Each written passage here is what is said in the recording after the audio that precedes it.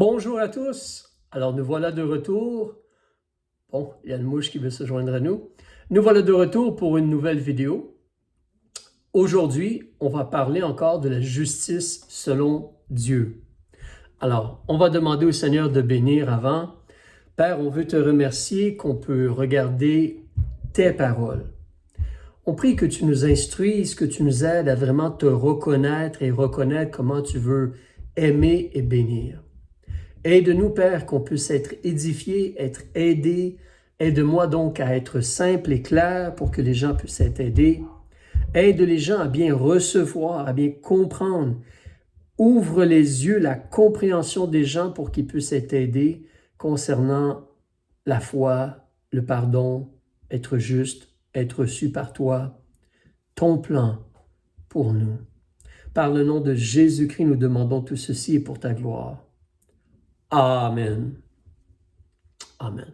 Alors, aujourd'hui, c'est comme une deuxième partie. Nous parlons encore de la réalité du don de la justice. Alors, être juste devant Dieu ou être reçu par Dieu, ou Dieu qui nous déclare juste, droit, pouvant être reçu par lui, c'est un don, c'est un cadeau. On a vu, Abraham, c'était une justice imputée. Dieu a mis la justice sur Abraham.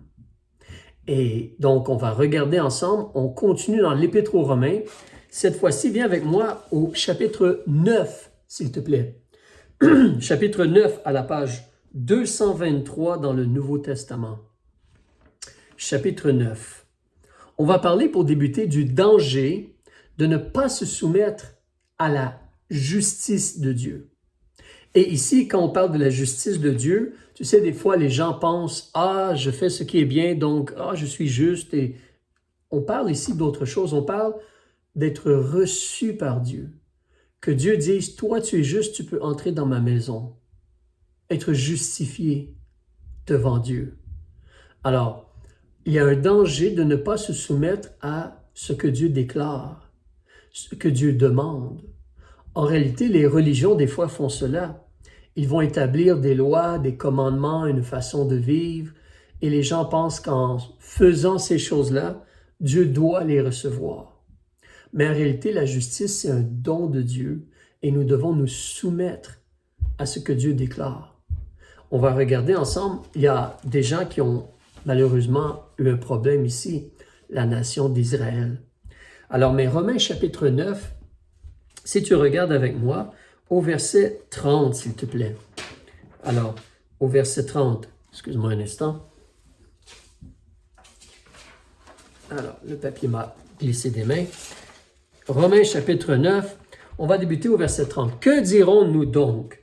Que les gentils, ça c'est des gens qui ne sont pas israélites, les gentils qui ne cherchaient point la justice de Dieu, ils sont parvenus à la justice. Un gentil peut être juste ou reçu par Dieu. Un gentil, quelqu'un qui n'est pas du peuple de Dieu, qui ne cherche pas à obéir aux lois ou aux commandements. Un gentil est parvenu à la justice de Dieu. Les gentils sont parvenus à la justice de Dieu, à la justice qui est par la foi. Abraham est le père de tous ceux qui croient. Alors, un Israélite ou un gentil. Mais les gentils, eux, ils ont cherché la justice qui est par la foi. On te dit au verset 31, tandis qu'Israël, qui cherchait une loi de justice, donc comme pas par la foi dans le travail du Messie, mais comme j'observe des règlements et des lois, et là je vais être déclaré juste par mes actions, mes mérites. Donc, Israël cherchait une loi de justice, mais elle n'est point parvenue à cette loi de justice. Pourquoi? Verset 32, parce qu'ils ne l'ont point cherché par la foi, mais par les œuvres de la loi. En d'autres mots, ils ont essayé de gagner la justice, de l'obtenir par leur mérite, par leurs actions, comme essayer de gagner notre ciel. Mais ils n'ont pas pu faire cela, c'est impossible de faire cela. Israël n'a pas pu le faire et aucun être humain ne peut faire cela. On te mentionne au verset 32, en effet, ils se sont heurtés contre la pierre d'achoppement, comme une pierre qui nous fait trébucher. il explique un peu plus au verset 33, selon qu'il est écrit. Donc, dans les paroles de Dieu, ici c'est l'Ancien Testament, il va citer quelque chose de l'Ancien Testament. Selon qu'il est écrit, voici, je mets en Sion une pierre d'achoppement et une pierre de scandale. Scandale, achoppement, c'est un peu similaire. Scandaliser ici, c'est l'idée de faire trébucher quelqu'un, comme quelqu'un marche, avance et toi tu mets un bâton devant lui pour le faire tomber. Alors, une pierre qui te fait trébucher, qui te fait achopper ou tomber. Une pierre de scandale. Mais les Écritures disent, voici, je mets en Sion une pierre d'achoppement, une pierre de scandale, et quiconque croit en lui ne sera point confus. Tu vois, on parle d'un personnage. En réalité, nous savons que Jésus, c'est le rocher. Le rocher. Mais si on croit vraiment dans la personne de Jésus, nous ne serons jamais confus. Mais si on laisse Jésus de côté et on essaie par nous-mêmes de se justifier en observant des lois ou des règlements, on trébuche, on tombe comme dans la réalité de la personne de Jésus. Continuons. Chapitre 10, verset 1. Paul dit, « Frère, le souhait de mon cœur et ma prière à Dieu pour les Israélites, c'est qu'ils soient sauvés. Je veux qu'ils soient délivrés du jugement, qu'ils soient reçus par Dieu, qu'ils aient la vie éternelle. Je veux cela pour eux. Car je leur rends ce témoignage, qu'ils ont du zèle pour Dieu, mais un zèle sans connaissance. » Tu vois, c'est comme des gens qui sont religieux, qui essaient de dire « Ah, nous aimons ce Dieu-là, nous aimons Dieu », mais ils n'ont pas de connaissance. Ils n'ont pas accepté la vérité ou les vérités de Dieu. La vérité de Dieu qui est la seule façon d'être justifié ou d'être reçu par Dieu, c'est par le Messie, par Jésus, le rocher. Et si tu n'espères pas en Jésus, tu trébuches. Tu n'as aucune justice devant Dieu en réalité. Donc, il te dit, ces gens-là, donc les Israélites, ils ont un zèle, mais sans connaissance. Et qu'est-ce qu'ils ont fait au verset 3? Ne connaissant point la justice de Dieu. Ils n'ont pas connu, ils n'ont pas compris, ils n'ont pas accepté la justice de Dieu. Et cherchant à établir leur propre justice, ils ne se sont pas soumis à la justice de Dieu. Pense à cela. Médite, réfléchis, relisons-le. Dieu a sa justice à lui. Dieu dit c'est la perfection. Tu dois être 100% parfait, 100% droit pour être reçu dans ma maison. Tu te rappelles, on avait vu Romains chapitre 3, verset 23. Il n'y a point de juste, pas même un seul, on a vu cela. Puis, il n'y a point de distinction puisque tous ont péché et sont privés de la gloire de Dieu. Ah, ça c'est la condition de tout être humain. Nous avons désobéi, nous ne pouvons pas être reçus par Dieu, nous ne sommes pas justes. Il n'y a point de juste, pas même un seul. Alors la justice de Dieu, c'est comme la perfection. Tu dois observer, tu dois être droit, sans désobéissance, sans mal, sans péché, sans méchanceté. Mais nous ne faisons jamais cela, nous, en tant qu'êtres humains. Nous désobéissons à Dieu. Alors, la justice de Dieu, elle dit, j'envoie Jésus qui va vivre droitement et parfaitement et donner sa vie en rançon, en paiement. Il meurt, il est enseveli et il ressuscite. Tu te rappelles? Excuse-moi. Désolé. Tu te rappelles, Romains chapitre... Romains chapitre 4, tu te rappelles? On te dit que Jésus est ressuscité pour notre justification. Romains chapitre 4 et verset 25. Donc, en réalité, la justice de Dieu dit, c'est par Jésus que je te justifie. Mais si tu laisses Jésus de côté, si tu n'espères pas dans la personne de Jésus, tu ne te soumets pas à la justice de Dieu. Tu veux établir comme une autre justice, comme il dit, cherchant à établir leur propre justice. Et comme je dis, en réalité, les religions font cela. Que ce soit l'Église catholique romaine ou certaines églises protestantes ou d'autres groupes comme les témoins de Jéhovah, les adventistes du 7e jour, etc. Ces gens-là, ils essaient d'établir leur propre justice. Plutôt que de dire aux gens, détourne-toi du péché et espère dans le sacrifice de Jésus, c'est Jésus qui sauve. Ils vont te dire, non, tu dois faire ceci, faire cela, obéir à ceci, obéir à cela. Puis là, peut-être à la fin, si tu as été assez fidèle, peut-être Dieu va te recevoir. Ils veulent établir une autre justice. Ces gens-là, souvent, si tu leur demandes, pourquoi tu devrais aller au ciel? Pourquoi tu devrais être reçu par Dieu? Ils vont te dire, ah, moi, je suis une bonne personne, moi, j'ai obéi, moi, j'ai fait ceci, moi, j'ai fait cela, moi, j'ai fait des bonnes œuvres. Mais pourquoi Jésus est mort à la croix? Est-ce que tu comprends? Ils ne placent pas leur confiance dans le sacrifice de Jésus-Christ, dans la justice de Dieu à travers Jésus-Christ. Ils ne se soumettent pas à cette justice-là. Plutôt, ils essaient de mettre une justice par une religion humaine. Ça, c'est pas bon, c'est très dangereux, parce que il n'y a qu'une façon d'être juste devant Dieu. C'est par le sang versé de Christ. C'est ce que nous regardons présentement dans ce cours. Extrêmement important pour toi de comprendre et de t'assurer que ta confiance, elle est dans le sacrifice de Jésus et partager cela avec les gens autour de toi. Mais continuons, Romains chapitre 10, regarde le verset 4. Moi, je dois tourner la page, mais regarde le verset 4. Car Christ est la fin de la loi pour la justification de tout croyant. Alors, ce n'est pas la loi qui te justifie ou l'observation de la loi. C'est Jésus-Christ qui justifie tous ceux qui croient ou qui espèrent en lui. Donc ça, c'est important. C'est la première chose que l'on veut voir aujourd'hui. Deuxièmement, regarde avec moi, même si tu veux, aussi dans l'épître de Paul aux Corinthiens, regarde avec moi au chapitre 1 en Corinthiens, ou à la page 233, s'il te plaît. Page 233, chapitre 1, et regarde versets 30 et 31, les deux derniers versets du premier chapitre. Dieu nous dit à travers Paul, « Or, c'est par lui, parlant de Dieu, que vous êtes en Jésus-Christ. » Les gens de Corinthe, les gens qui ont cru à l'Évangile. C'est par lui que vous êtes en Jésus-Christ, qui nous a été fait de la part de Dieu, sagesse, et quoi d'autre? Justice, sanctification et rédemption.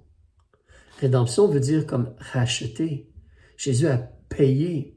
Sanctifié parle d'être séparé. Jésus nous sépare et on est mis à part. On appartient à Dieu présentement, séparé pour Dieu. Mais il est notre justice aussi, notre justice, afin que, comme il est écrit, verset 31, celui qui se glorifie dans le Seigneur, pas dans sa capacité ou ses œuvres ou sa fidélité.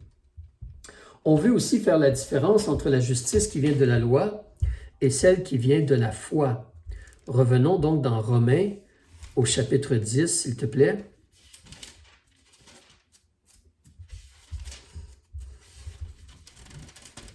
Nous avons arrêté au verset 4, on va continuer. Alors, Romains chapitre 10, page 224. Si tu regardes avec moi au verset 5, il nous dit, « En effet, Moïse décrit ainsi la justice qui vient de la loi. L'homme qui fera ces choses vivra par elle. Mais la justice qui vient de la foi parle ainsi. Ne dis point en ton cœur qui montera au ciel, c'est en faire descendre Christ. Ou qui descendra dans l'abîme, c'est faire remonter Christ d'entre les morts. Que dit-elle donc? La parole est près de toi, dans ta bouche et dans ton cœur. Voilà la parole de la foi que nous prêchons. » Alors, la loi dit, tu dois faire si tu veux être reçu ou si tu veux être droit ou juste devant Dieu. Mais nous ne faisons pas, nous ne gardons pas parfaitement les lois de Dieu. Mais la foi, c'est différent, c'est ta bouche, c'est ton cœur, et tu obtiens la justice qui est par Jésus-Christ. Continuons à lire verset 9. Donc, parlant de la justice qui est par la foi, ou les paroles de la foi que nous prêchons, elle dit que si tu confesses de ta bouche que Jésus est le Seigneur et que tu crois dans ton cœur que Dieu l'a ressuscité des morts, tu seras quoi? Sauvé ou délivré du jugement. Délivré du jugement que tu mérites pour avoir brisé la loi de Dieu.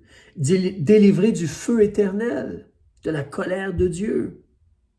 Je continue au verset 10. « car on croit du cœur pour obtenir la justice. Tu vois que la justice, on l'obtient, c'est un don. Car on croit du cœur pour obtenir la justice. Quand tu crois avec tout ton cœur que Jésus a payé pour tes péchés à la croix, il a été enseveli et ressuscité, et tu confesses ou tu demandes de ta bouche à Jésus de pardonner tes péchés et d'être ton sauveur, on croit du cœur pour obtenir la justice. Et l'on fait confession de la bouche pour le salut. Ce n'est pas une fidélité, ce n'est pas une obéissance, ce n'est pas garder des lois ou des commandements. La justice de Dieu, la justice que Dieu demande, c'est dans la foi, dans la confiance, un cœur qui a confiance dans le sacrifice de Jésus. C'est ça que Dieu demande de toi et de moi. Regarde, il dit au verset 11, « En effet, l'Écriture dit, « Quiconque croit en lui ne sera point confus, car il n'y a point de distinction entre le juif et le grec, ou quelqu'un en Amérique du Nord, ou quelqu'un en Afrique. Il n'y a point de différence, parce que tous ont un même Seigneur qui est riche pour tous ceux qui l'invoquent. Car quiconque invoquera, ça c'est comme demander, quiconque invoquera le nom du Seigneur sera sauvé, délivré. » Ce n'est pas l'obéissance, ce n'est pas beaucoup de bonnes œuvres, ce n'est pas garder des commandements. C'est demander à Christ, réclamer ce que Jésus a fait sur la croix pour effacer nos péchés, le sang versé de Christ. C'est plutôt cela. Alors, regardons une autre chose maintenant. Si tu veux venir avec moi dans 1 Corinthiens, chapitre 6, la première épître de Paul aux Corinthiens est le chapitre 6, s'il te plaît. Page 237. Là, on va parler un peu de l'œuvre que le Seigneur fait comme par l'Esprit ou l'œuvre que l'Esprit fait en rapport avec notre justification. Alors, pour que nous soyons justifiés, qu'est-ce que Jésus fait? Qu'est-ce que l'Esprit de Dieu fait? Qu'est-ce que nous faisons? On va parler de cela. Alors, 1 Corinthiens, chapitre 6, page 237, on va débuter au verset 9, s'il te plaît. Verset 9. Il nous dit, « Ne savez-vous pas que les injustes n'hériteront point le royaume de Dieu? Comme nous le disons depuis tantôt, nous sommes injustes, nous avons brisé la loi de Dieu. La réalité, c'est qu'on ne peut pas être reçu par Dieu. Nous n'avons pas de justice. En réalité, comme Romains chapitre 3, verset 23 nous dit, comme je disais tantôt, il n'y a point de distinction puisque tous ont péché et sont privés de la gloire de Dieu. Donc, il n'y a pas de distinction, de différence. Tous ont péché et on est privé. On ne peut pas avoir la gloire de Dieu, la présence de Dieu, la maison de Dieu. Donc, les injustes n'hériteront point le royaume de Dieu. Il leur dit au verset 10, « Ne vous abusez point, ni les impurs, ni les idolâtres, ni les adultères, ni les efféminés, ni les infâmes, comme la sodomie, ni les larrons, ni les avares, ni les ivrognes, ni les médisants, ni les ravisseurs n'hériteront le royaume de Dieu. » Un médisant, c'est quelqu'un qui parle mal des gens, là, qui parle mal aux gens, ni les ravisseurs, quelqu'un qui vole avec force de quelqu'un d'autre. Là. Mais regarde ce qu'il leur dit au verset 11. Donc évidemment, pour toutes ces choses-là, nous sommes coupables devant Dieu. Mais regarde ce qu'il leur dit au verset 11. « Or, c'est là ce qu'étaient quelques-uns de vous. » Les gens en Corinthe étaient comme cela avant. Nous étions comme cela où nous sommes. Nous avons besoin d'être sauvés, où nous avons été sauvés. Nous ne pouvons plus être comme cela. Mais c'est là ce qu'étaient quelques-uns de vous. Quelle est la différence pour les gens de Corinthe? Continuons au verset 11. « C'est là ce qu'étaient quelques-uns de vous, point virgule, mais vous avez été lavés. » Ah, ces gens-là maintenant sont lavés. Donc ils sont comme purs, blancs, comme la neige, la pure, excuse-moi, pas pure, mais pure devant Dieu. Ensuite, mais vous avez été lavés, mais vous avez été sanctifiés. Ces gens-là ont déjà été sanctifiés. Le mot sanctifié, nous allons en reparler. Le mot sanctifié parle d'être séparé. Nous sommes présentement entre les mains de Dieu, entre les mains du Père, enfants de Dieu, séparés pour aller dans la maison du Père. Pour vivre une vie séparée ici sur la terre, il y a des témoins et des lumières pour Dieu. Mais séparés, mais vous avez été sanctifiés. Continuons, virgule, après le mot sanctifié. Mais vous avez été quoi? Justifiés. Et là, c'est un participe passé. Vous avez été justifiés. Et non, vous allez être juste ou déclaré juste. Non, non, vous avez été justifiés. Donc, les gens en Corinthe, ils sont encore en vie. Ils sont encore en vie, mais ils sont déjà des saints. Et ils sont déjà justifiés. Et ils sont déjà lavés. Ils ont une place assurée dans la maison de Dieu. Pourquoi? Continuons. Mais vous avez été justifiés, comment? Au nom du Seigneur Jésus. Ah! Parce qu'ils ont cru, ils ont invoqué le nom du Seigneur Jésus. Et comment? Par l'Esprit de notre Dieu. Par l'Esprit de notre Dieu. Tu vois, en réalité, le Saint-Esprit te convainc de péché, de justice et de jugement. Le Saint-Esprit essaie de convaincre les gens, vous êtes coupables. Vous avez brisé les lois de Dieu. Vous avez le péché. Il essaie de les convaincre, vous n'êtes pas juste devant Dieu. Vous ne pouvez pas être reçu par Dieu. Seulement Jésus est juste. Et seulement Jésus peut te justifier. Veux-tu espérer en Jésus? Il essaie de convaincre, il y a un jugement. Regarde Jésus qui a été cloué sur la croix. Il est juste et sans péché. Si lui a été puni, qu'est-ce qui va nous arriver à nous? Et concernant le péché a été cloué à la croix. La condamnation est tombée sur la croix, dans le sens que Dieu a jugé et le prince de ce monde est déjà jugé. Le diable, le diable, il est déjà jugé. Donc, en réalité, dans ceci, l'Esprit nous convainc que nous sommes coupables et que nous avons besoin de nous repentir et demander à Jésus d'être notre sauveur. Et lorsqu'on reçoit Jésus comme notre sauveur, c'est comme si l'Esprit de Dieu met le sang de Christ sur nous. C'est comme si l'Esprit de Dieu nous déclare juste, parce qu'on espère. C'est comme si l'Esprit de Dieu nous fait... C'est que l'Esprit de Dieu nous fait naître de nouveau. Il nous fait naître de nouveau. Il vient habiter en nous. Alors, mais on croit en Christ, on place notre confiance en Christ et on est justifié, on est sanctifié, on est lavé par le sang de Jésus-Christ. C'est déjà accompli. Regardons peut-être une dernière chose, si tu me permets, en 2 Corinthiens, s'il te plaît.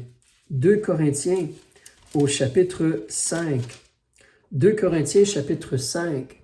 Alors, on va voir par la suite peut-être, en tout cas, comme je dis, 2 Corinthiens, chapitre 5, la 5e chose, si tu vois sur ta feuille, dans les notes, pour la 4e, je vais y revenir, Dieu voulant. Mais la 5e chose, on veut voir la réalité que c'est le ministère de la réconciliation. Le ministère de la réconciliation. Alors, 2 Corinthiens, chapitre 5, on va débuter au verset 14. On te dit, « Car la charité ou l'amour de Christ nous presse, étant persuadés que si un seul est mort pour tous donc sont morts. Tout être humain est comme mort, sans relation avec Dieu, coupable dans ses péchés, méritant le feu éternel. Et Christ est mort pour tous les êtres humains. » Verset 15. « Et il est mort pour tous, afin que ceux qui vivent ne vivent plus pour eux-mêmes. » Si maintenant Jésus, parce que j'ai invoqué le nom du Seigneur, il m'a ramené à la vie, je ne devrais pas vivre pour moi, je devrais vivre pour lui. Alors, l'amour de Christ me presse, comme il dit au verset 14, la charité de Christ nous presse, afin que ceux, verset 15, il est mort pour tous, afin que ceux qui vivent ne vivent plus pour eux-mêmes, mais pour celui qui est mort et est ressuscité pour eux. C'est pourquoi, dès maintenant, nous ne connaissons personne selon la chair. Ce n'est pas juste les choses physiques, là. Les gens ont un esprit et une âme. Alors, nous ne connaissons personne selon la chair, si même nous avons connu Christ selon la chair. Maintenant, nous ne le connaissons plus ainsi. C'est pas que Jésus avait juste un corps physique, c'est que Jésus est le sauveur du monde, qui a payé pour mes péchés sur la croix. Verset 17. Si donc quelqu'un est en Christ, si quelqu'un reçoit Jésus-Christ et maintenant il est en Christ, si quelqu'un est en Christ, il est une nouvelle créature. Les choses vieilles sont passées. On ne peut plus vivre comme auparavant. On vit dans l'amour et dans la lumière avec Christ maintenant, par la puissance de l'Esprit de Dieu. Nous allons parler de ces choses-là dans la prochaine session, après le mois de décembre. Si donc quelqu'un est en Christ, il est une nouvelle créature. Les choses vieilles sont passées, voici toutes choses sont devenues nouvelles. Or, toutes ces choses viennent de Dieu qui nous a réconciliés avec lui. Comment? Par Jésus-Christ. Pas par nos bonnes œuvres, ou notre obéissance, ou notre religiosité, mais par la personne de Jésus-Christ. Et qui nous a confié même le ministère de la réconciliation. Si maintenant je suis réconcilié avec Dieu, je dois me tourner vers les gens et les encourager à se réconcilier avec Dieu. Alors, verset 19, « Car Dieu était en Christ, réconciliant le monde avec soi, en ne leur imputant point leurs péchés. Il a mis en nous la parole de la réconciliation. » Rappelle-toi, le mot « imputer » veut dire comme placer sur le compte. Tu dois payer cela. Alors, mais Jésus, à cause de Jésus, Dieu n'a point mis nos péchés comme sur nous. Il a à la place laissé Christ prendre nos péchés et la punition que nous méritons pour nos péchés. C'est pour ça que Jésus peut te sauver parfaitement. Il a payé toute ta dette, la dette de tes péchés. Verset 20. Nous faisons donc la fonction d'ambassadeur pour Christ, comme si Dieu exhortait par nous. Et nous vous supplions au nom de Christ, soyez réconciliés avec Dieu. Alors quelqu'un est venu te parler de Christ qui pouvait te réconcilier avec Dieu. Et tu as cru, tu as reçu Jésus comme ton sauveur. Maintenant, toi, tu fais cela aussi. Tu encourages les gens à être réconciliés avec Dieu par l'entremise de Christ. Verset 21. Car celui, avec un C majuscule, c'est-à-dire comme Jésus, celui qui n'a point connu le péché, Jésus n'a jamais péché. Il, ça c'est comme Dieu, Dieu l'a traité en pécheur pour nous. Dieu a agi envers Jésus comme si Jésus était coupable. C'est-à-dire que Jésus a été puni, il a été frappé, il est mort physiquement. Il s'est senti comme séparé du Père parce que Jésus a dit, mon Dieu, pourquoi m'as-tu abandonné avant de mourir à la croix? Mais donc Dieu a permis que Jésus soit comme traité comme un pécheur. Je reprends le verset 21, désolé. Car celui qui n'a point connu le péché, il l'a traité en pécheur pour nous, afin que nous devenions justes de la justice de Dieu en lui. Là, tu comprends, tu vois comment Dieu fait les choses. À travers Jésus-Christ, il nous justifie parfaitement. Nous devenons justes devant Dieu, de la justice de Dieu qui se trouve en Jésus-Christ, parce que Jésus-Christ n'a jamais brisé les lois de Dieu. Il est parfaitement juste. Et donc, il nous donne sa justice. C'est comme si Dieu faisait un échange, c'est comme si Jésus fait un échange. Il prend tes péchés et la punition que tu mérites, et il est puni à la croix pour toi et pour moi. Et si tu espères en lui, si tu te repens et tu demandes à Jésus d'être ton sauveur, il te donne à la place sa justice. Quel échange incroyable. Quel amour Dieu a pour toi et moi, n'est-ce pas? Waouh! C'est pour ça que cet amour-là, il faut en parler aux gens autour de nous. C'est pour ça que cet amour-là doit toucher nos cœurs et notre esprit, notre âme, et vraiment nous changer, nous transformer et nous aider à aller de victoire en victoire, de gloire en gloire, de situation en situation, où par la grâce de Dieu, par l'amour de Dieu, je le sers et j'essaie de vivre pour lui, pour le fruit à sa gloire. Et moi, je me réjouis qu'il a pardonné mes péchés et qu'il m'a donné la vie éternelle, qu'il m'a sauvé et qu'il revient bientôt me chercher pour m'emmener dans la maison du Père. Amen. Alléluia. Mais ça, c'est la justice de Dieu. Et nous devons nous soumettre à cette justice-là. C'est seulement par Jésus-Christ qu'un homme ou une femme peut être déclaré ou reconnu juste par Dieu ou devant Dieu. Regarde une petite chose, si tu tournes la page, 2 Corinthiens, chapitre 3, s'il te plaît. 2 Corinthiens, chapitre 3. On va terminer vraiment sous peu. Page 254. On nous dit au verset 7, « Si le ministère de mort, celui de la lettre, gravé sur des pierres, les lois de Moïse, là, si ça a été si glorieux que les enfants d'Israël ne pouvaient fixer leur regard sur le visage de Moïse à cause de l'éclat de son visage, bien que cet éclat dû s'évanouir. Si tu connais un peu la Bible, lorsque Moïse a eu les 10 commandements, lorsqu'il a passé du temps avec Dieu, quand il est revenu en bas de la montagne, son visage resplendissait parce qu'il avait passé du temps avec Dieu. Toi et moi, nous passons du temps avec Dieu et nous devons changer et resplendir à la gloire de Dieu. Mais, verset 8, « Combien le ministère de l'Esprit ne sera-t-il pas plus glorieux?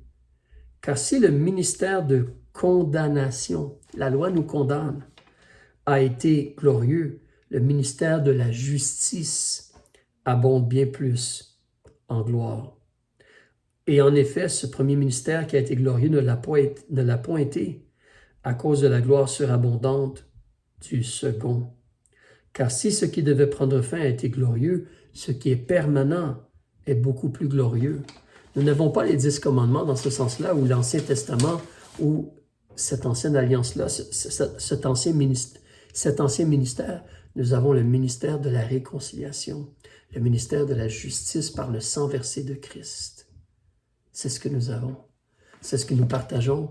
C'est ce que nous croyons. Dieu t'a justifié. Dieu justifie les êtres humains par le sang de Christ. Et l'amour de Christ nous presse de le faire connaître, de vivre pour lui. Alors, en espérant que ceci t'encourage ou te bénit, on se reparle la prochaine fois, sinon au ciel. Au revoir.